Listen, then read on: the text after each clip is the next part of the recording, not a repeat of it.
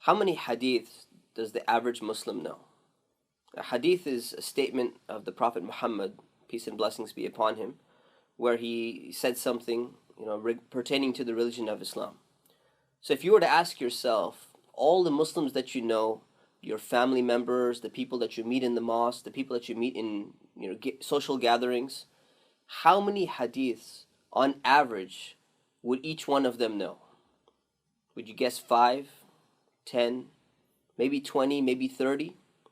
I can tell you that if I recall correctly, when I was in high school as a senior, I probably didn't know more than 5 hadiths, in the sense that I could actually reference them for you. And I don't mean quoting them. I mean, if you actually ask me, can you tell me 5 statements that the Prophet Muhammad, peace and blessings be upon him, said, I probably couldn't have told you more than 5. And the reality is, at that time, I wasn't much different from my peers. My friends probably couldn't tell you much more than I could tell you. To add to all of that, many of the hadiths that people actually know in the Muslim community, they're oftentimes not even hadiths, or they're quoted completely out of context. And this is very common.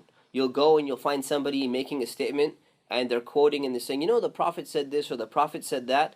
And then when you look it up or you ask a scholar and you find out that's actually not what the Prophet said. They completely slaughtered the narration, and they kind of twisted things around, and it doesn't even give the real meaning of what the Prophet had originally said or even intended.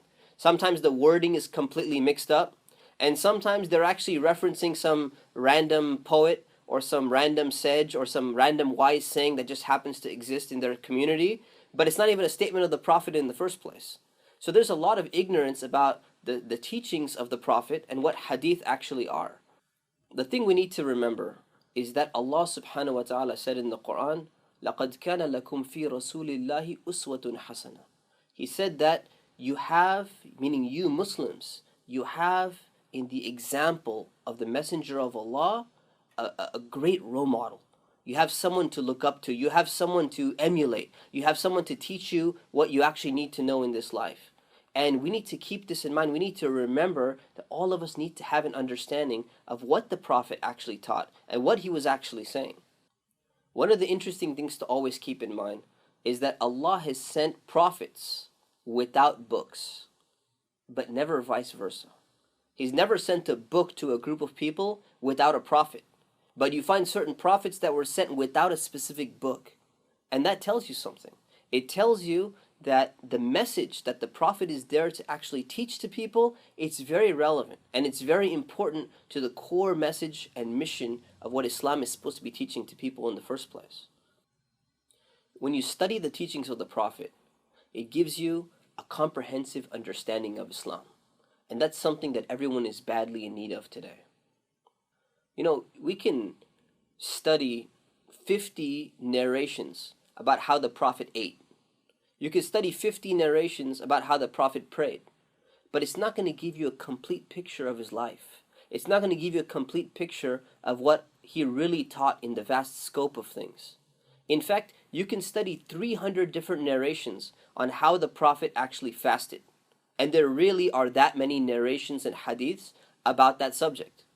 But if you were to even memorize all 300 of them, does it mean that because you've studied hadith and you've studied so many of them, you have a good grasp, a good understanding of what the Prophet was really like, about what his teachings really encompassed, about what Islam really stands for?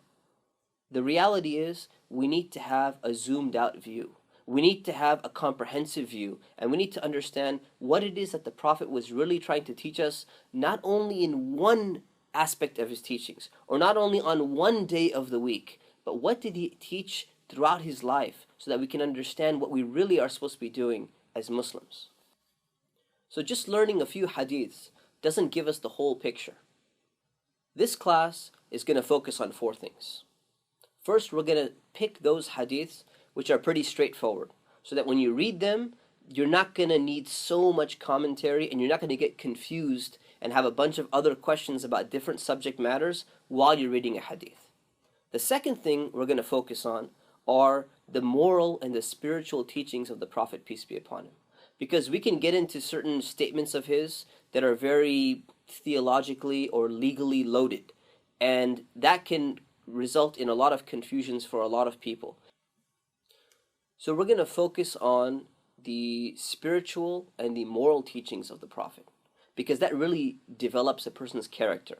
And at the beginning of their studies in Islam, it's very important to have a strong foundation which will actually build the Islamic character in a person. So this is one of the other things we're going to focus on. The third thing we're going to focus on in this class is comprehensiveness. We're going to try to cover different hadiths from different topics, which kind of gives you a wide scope of what different things did the Prophet actually teach. And lastly, but not least, we're going to make sure that the hadith that we're covering, they're authentic. And it's very important because there are people who either study or they quote hadith which are very weak, sometimes even to the level of being fabricated. And this actually can cause potentially more harm and more damage to somebody's understanding of Islam than had they not even heard that hadith in the first place. So some of the learning outcomes of this class are going to be that when you finish this class, you're going to be able to reference over 200 hadiths. You'll be able to understand the context in which they were said so that you can apply them in reality and not misunderstand them. And you get a good understanding of what it is that the Prophet actually taught.